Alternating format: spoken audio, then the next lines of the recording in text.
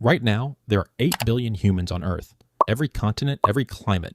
8 billion people who feel completely, permanently inevitable. But there was a time when you could have counted every one of our ancestors. Not in billions, not in millions. Around 1,280, that's it. That is how close you came to never existing at all, because humans feel like the main characters of this planet. Like we were always going to be here, but we weren't.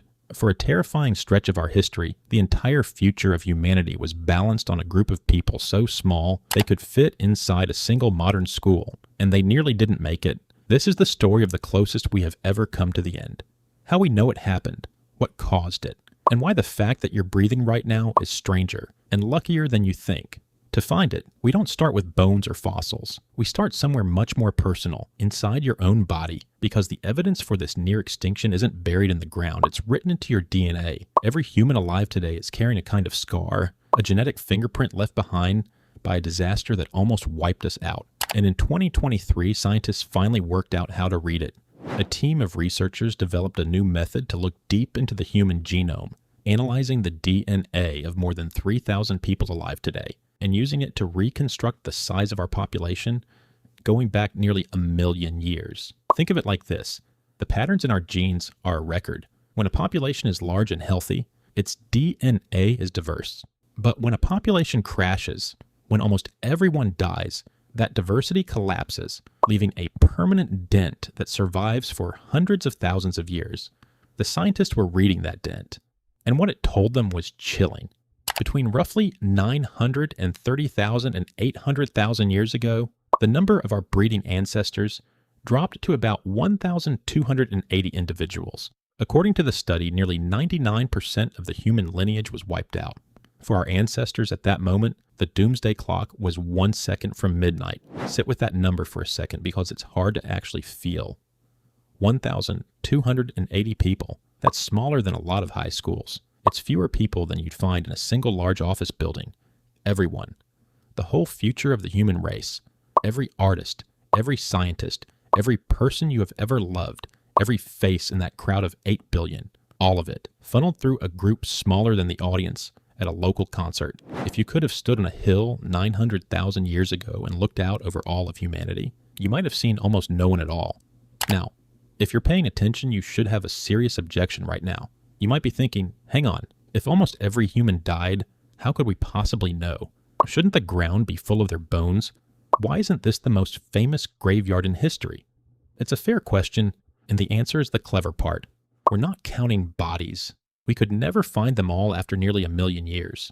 We're counting descendants. This is the beauty of the genetic method.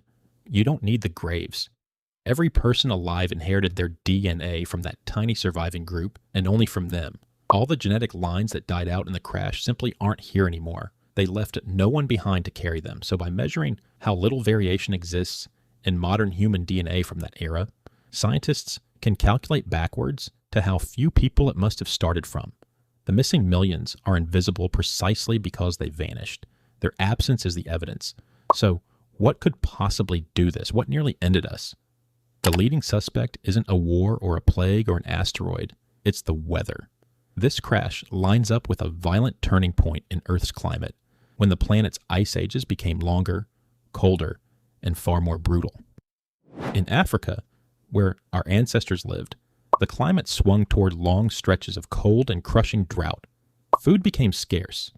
Once green landscapes fractured into isolated patches, rivers dried up, and a small, vulnerable population of early humans, not yet the clever, world-conquering species we'd become, got squeezed into smaller and smaller pockets of survivable land until there were almost none of them left.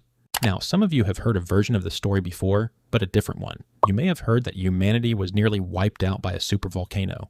That's the eruption of Toba in Indonesia around 74,000 years ago, which was for years blamed for pushing humans to the brink. And it's a great story. The problem is, a lot of recent research suggests it isn't true, that Toba, as massive as it was, probably didn't come close to ending us.